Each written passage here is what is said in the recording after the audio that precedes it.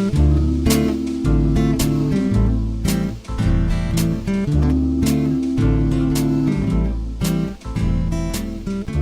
the New Arts and Media Studios in Milwaukee, I'm Charles Purcell. This is The Log. Let's start out with some politics today. This week has been quite a week for Senate hearings on Joe Biden's cabinet picks. Of course, we had Attorney General Deb Haaland, who I'm very excited about. I can't believe there's any opposition at all to Deb Haaland. Let's just get on with this. These guys in the Senate, I don't know. I guess they just really have to take advantage of every opportunity to score their little points, I guess. And Republicans just have to be contrary because that's what they do. It's just all so ridiculous. I mean, if you have a serious problem, sure, okay, let's hash it out. Well, where was I? Oh, the hearings, right? Okay, well, the one I need to talk about is Neera Tanden, who's Biden's nominee for the head of OMB, Office of Management and Budget. Now, I might surprise you here. I'm the lefty. I'm the radical. I want people to go hard left all the time. I want you to be a partisan. I think we should it's all out war. Just pummel the right. We have to win. But in this case, why in the hell did he even nominate this woman in the first place? She's so outspoken. She's such a partisan. Qualities I would normally applaud in almost any other position.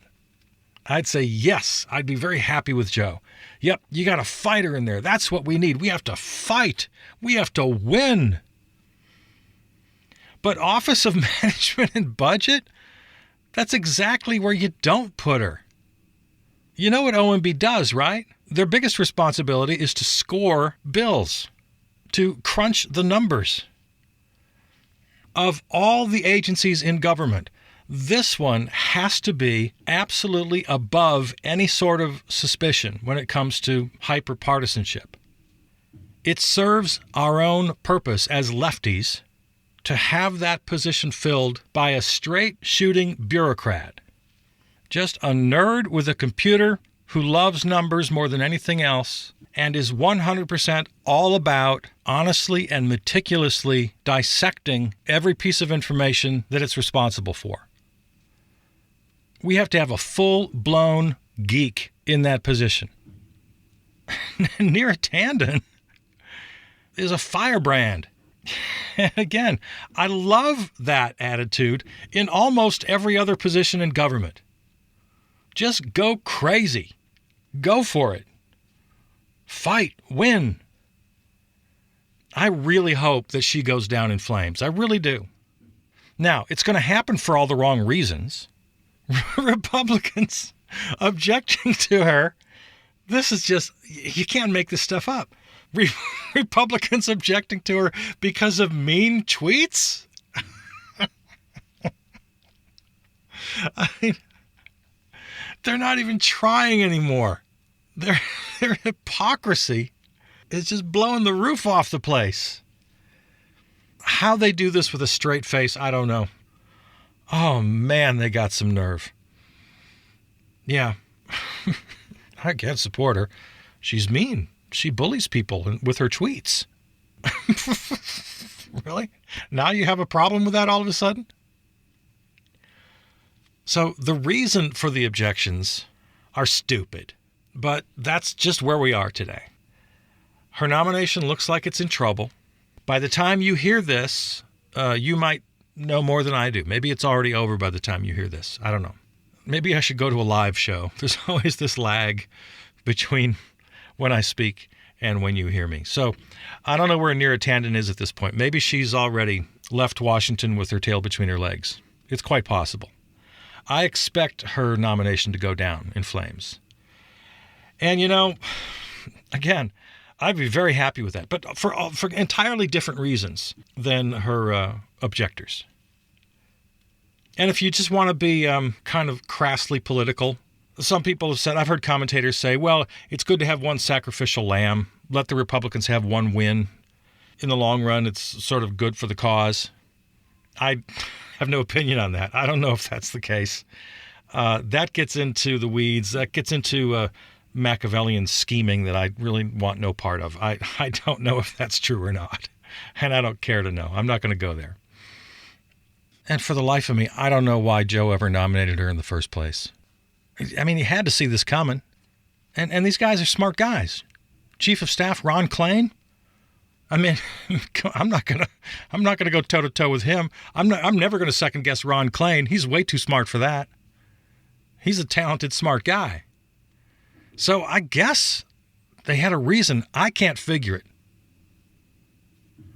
I'm not sure where Joe Manchin is on this. I know at one point he announced his opposition late last week, but I'll be honest, I don't know what's happened since. And I don't like to be on the same side as Joe Manchin. He's just, oh my God. What can we do about Joe Manchin? That's a whole nother kettle of fish. When I think of Joe Manchin, then I just go back to my central strategy, and that is we just have to win. We have to win so some of these people become irrelevant. And I don't know if we're ever going to get a decent Democrat in Virginia. I suppose we keep trying. West Virginia. We got to compete in all 50 states. I'm an all 50 states kind of a guy. I mean, he's such a dope. He was giving Deb Haaland a hard time in her hearing. Nominee for Interior. One of the most exciting nominees I've seen in my lifetime. Really excited about Deb Haaland. And he's got to give her a hard time just because he's in West Virginia and, coal miners have to mine coal forever. He's just hanging on to that for dear life. And the fact that she has a strong environmental ethos just rubs him the wrong way. These guys defending gas, oil, and coal. It's so idiotic. Well, I don't want to talk about that. This is my show. I get to decide what I want to talk about. I don't want to talk about that. Oh, but while I am on the subject of Joe Manchin, he's also the thorn in everybody's paw over minimum wage, which is another thing that just proves that these guys are either incredibly stupid or they think that we're incredibly stupid. Standing up for a subpar minimum wage isn't doing anybody any good, except the businesses who exploit that small wage, that poverty wage. As Franklin Delano Roosevelt said 1,000,000 years ago, hey, businesses, if you can't pay a livable wage, remember, FDR is the one who signed into law the minimum wage.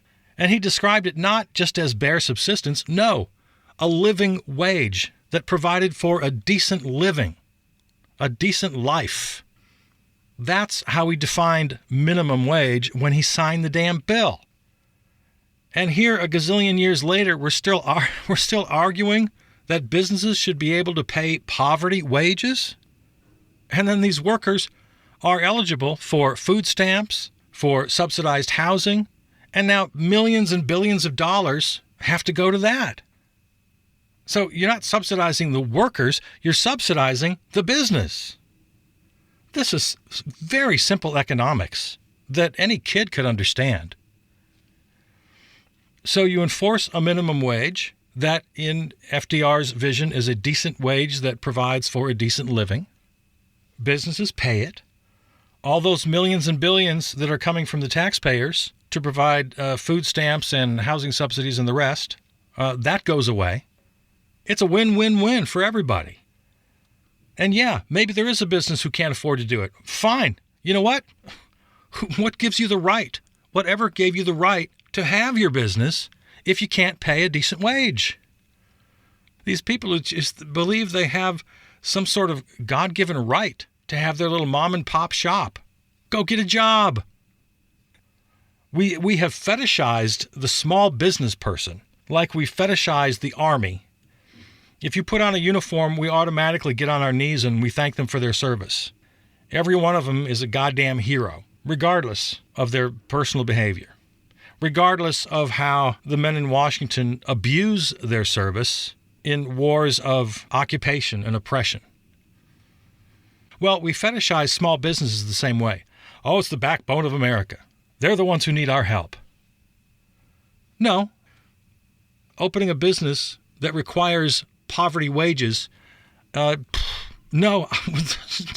Who says we have to support that? We don't. These people aren't heroes. They're not the backbone of the nation. They're exploiting workers, whether they're big or they're small. Who cares?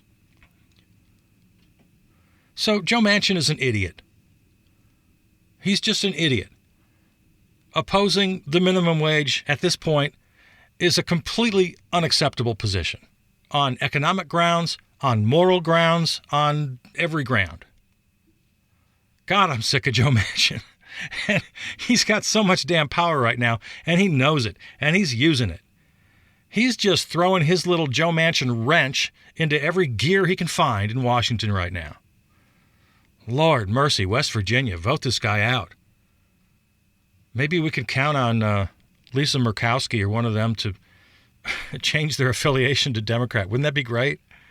Hey, Lisa, come on over. We need an actual Democrat with a brain in their head. Maybe Lisa Murkowski. Maybe we could, how could we incentivize Lisa Murkowski? Or maybe even Mitt. Come on over, Mitt. We'll take you. Anybody's better than Joe Manchin at this point. I'd take Mitt Romney. Join the team, baby. Come on. And all kidding aside, very seriously, if somebody like Lisa Murkowski or Mitt Romney looked at America, honestly, right now, don't you think there's some thought, at least in the back of their minds, that, this country might be better off if we did everything we could to just silence the Republican Party at this point, to make them irrelevant?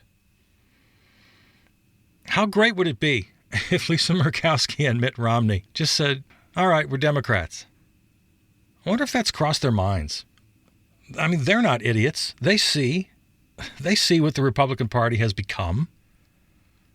Even, God forbid, Susan Collins of Maine. Man, people in the center. Lord, I don't get the center at all. I don't get those people. Centrists are so weird. Well, while we're talking politics here, this $1.9 trillion COVID relief package is slowly crawling through procedure here. Looks like it'll finally pass by the House this week. Then it goes to the Senate. And we gave a shout out to, what's her name? Elizabeth McDonough. She's the parliamentarian of the Senate. And we were very impressed with her during the impeachment trial because she was holding Patrick Leahy's hand through the whole thing and telling him what to say as he presided. So we gave a big shout out to her. She was very impressive. She had that thing just under control. Nice job. Well, now the $15 minimum wage is in her hands.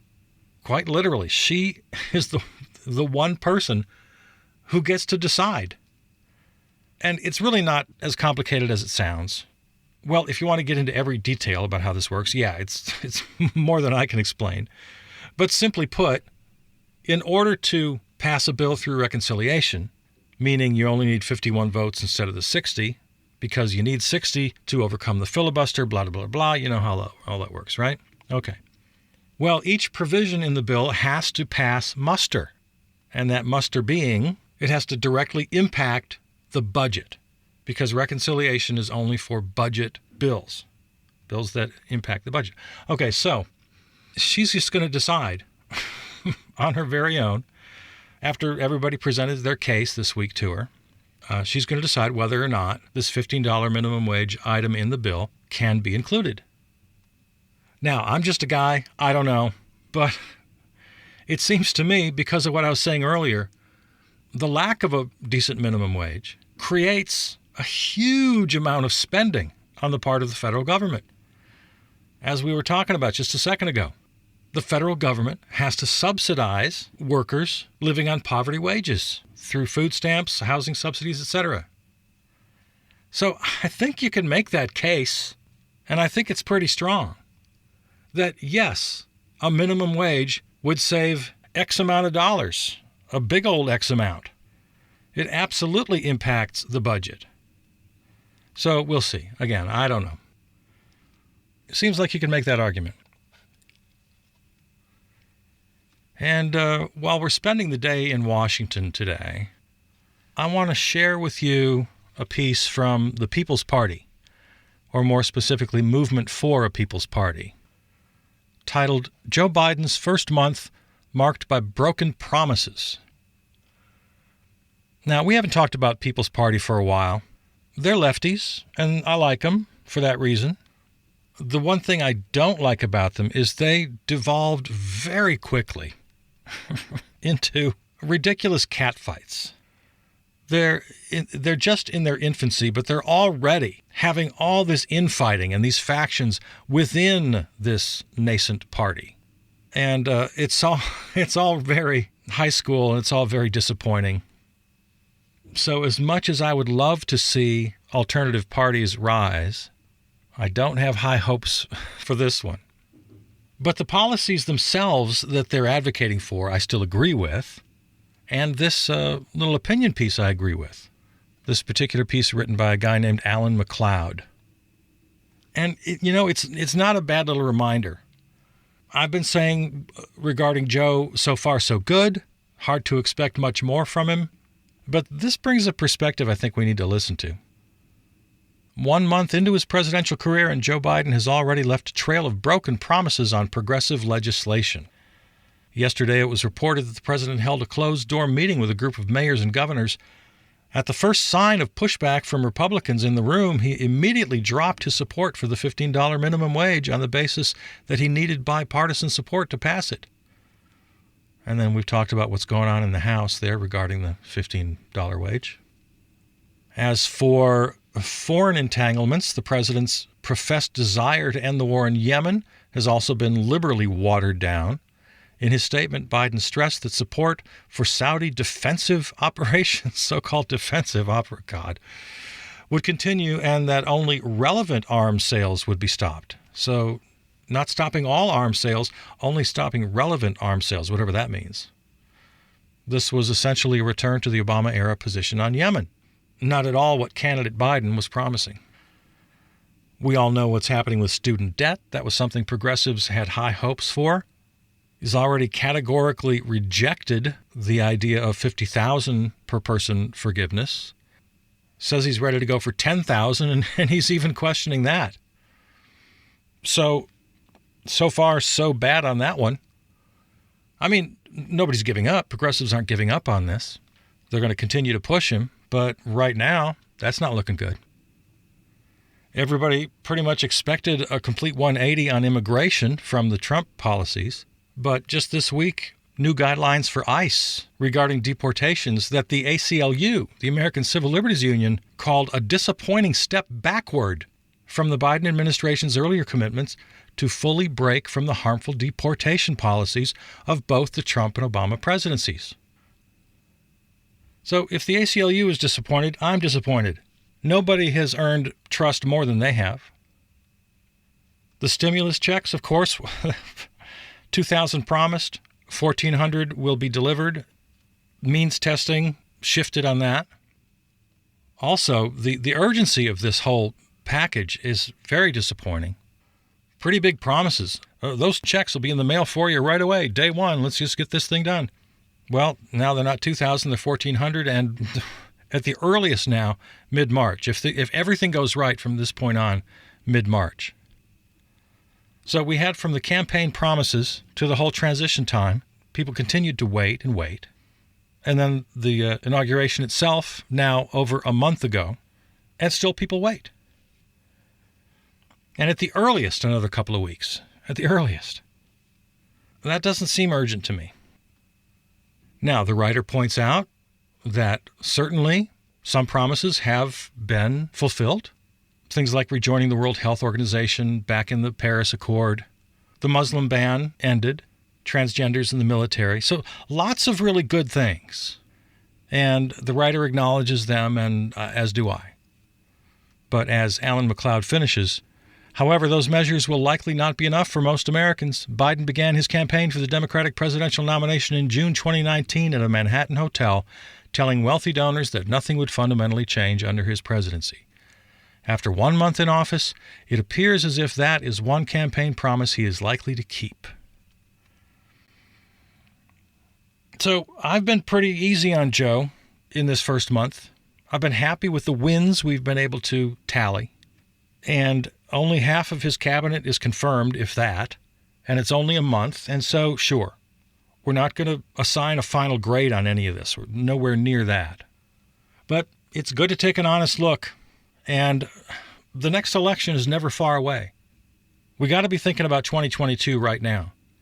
And I'm just telling you, Democrats in your districts, you got to primary every centrist.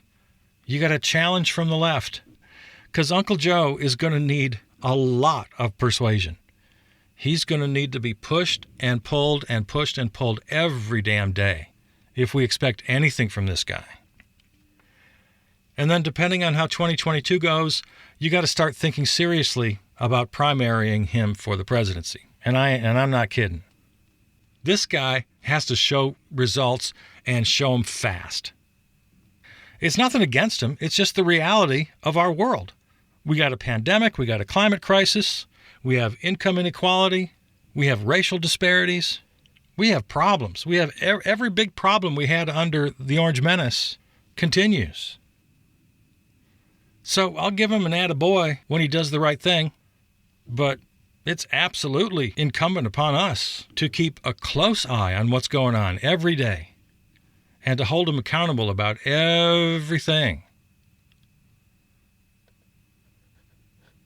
And one last note here from the Capitol. Do what you can to support your particular representative and senator regarding the so-called For the People Act. Easy to remember, H.R. 1 and S1, the first two bills proposed by this Congress. This is really the front line of the battle.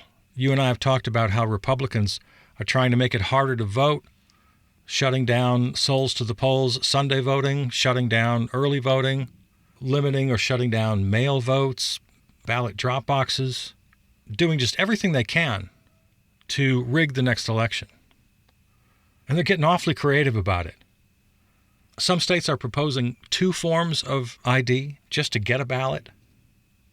As we talked about the other day, in more than one state, and I think if I'm not mistaken, my own Republicans here in Wisconsin are trying the same little game, where they want to literally give the power to the state legislature to assign electoral presidential votes, regardless of the outcome of the election. I mean, it's just crazy. So H.R. 1 and S1, these 2 bills, really go a long way in superseding some of that. And it's tough because the damn Constitution gives so much power to the states. But with this legislation, the Democrats in Congress are trying to exercise some power in protecting voters, making it a little bit easier to vote, the never-ending problem of the influence of money in elections, some federal pressure to reduce gerrymandering as we redistrict now after this most current census. So I'd recommend that if you're not familiar with it, look into the so-called For the People Act and talk to your representatives and see if you can't push them in the right direction. I keep saying the biggest problem in our country is the fact that we don't live in a democracy right now. If we can change that, if we can get a little bit of democracy going, we have a chance. Without democracy, we have no chance. Without democracy, just, I don't know. I don't know. Become an expatriate. Become a hedonist. Just, I don't know what solutions there are without democracy.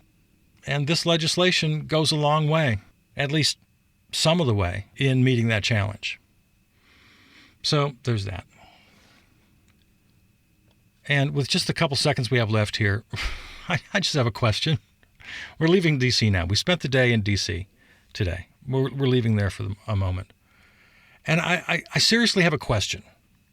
CharlesPurcell.com. I'm easy to find. Please tell me. Why in the world is the media so obsessed with Tiger Woods? Now, as an athlete, his achievements are phenomenal.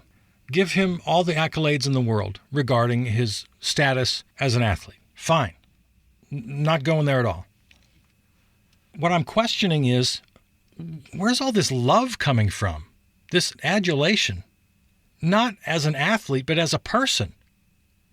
Now, I'm not going to criticize him because he's had troubles, because he's had multiple affairs, because he's been in a couple of different car accidents now, once or twice drunk driving, and he's been in rehab. And you know what? I'm not even going to criticize him for any of that, because those are the kind of problems people have. Lots of people have those problems, and I'm not going to single him out and call him a bad guy for having them. Now, as I often need to point out, well, I don't need to point out, but I need to acknowledge the fact that I'm an older white guy, and maybe I don't understand the racial dynamics. Certainly not going to speak for the black community. I've read plenty of black commentators who say, we don't think much of Tiger. We applaud his achievements as an athlete, but he's done nothing for us. He doesn't seem to like us much. When other black athletes have been pretty heroic in the age of Black Lives Matter, outspoken, philanthropic, overtly political, activist. My own Milwaukee Bucks here right down the street. They're the ones who decided to sit out a couple of playoff games after the police shooting in Kenosha. And then the rest of the NBA followed suit. Tiger has chosen not to get into that fray. Fine, it's his choice. I'm not going to say one bad thing about Tiger. He makes his decisions. He's an adult. He deserves every bit of the praise he's ever gotten as a golfer. So I'm granting him all of that. Every award and every word of praise he's ever received, not questioning it one bit. All of the so-called bad things he's done, I'm not judging him for a second. But here's what has me baffled. Why in the world did the corporate media, after his accident, make that the top story of the day? And not only the top story, the kind of maudlin way in which they presented it, about how much we love Tiger and how loved and respected he is. Well, why? As a person, he's kind of a knob, and at best he's just a regular schmuck like everybody else who has troubles. I find nothing at all laudable about Tiger's life, his personal life, and I was just sort of really taken aback at how corporate media fawned all over the guy. I mean, I want him to be okay. I want him to live and heal. Of course I do. Why wouldn't I? Again, I got nothing bad to say about him. I got nothing good to say about him. Right now, I'm just completely confused by the media reaction. I wish you the best, Tiger. Good luck. Get well soon. I hope you can walk again. I hope you can play again. If you can come back to the tour, I mean, that would be just another great sort of comeback story. You've had a couple of them already. Strictly from the sports point of view, this is a big story. But, for ESPN, I don't need to have national anchors crying crocodile tears for 15, 20 minutes before they get to the next story. That's just crazy to me.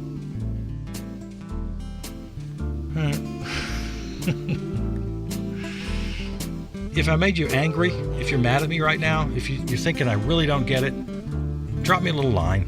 Let me know where I'm wrong. I'd love to know. All right. Well, there it is. That's today. That's today. That's the log. I love you. I'm Charles Purcell.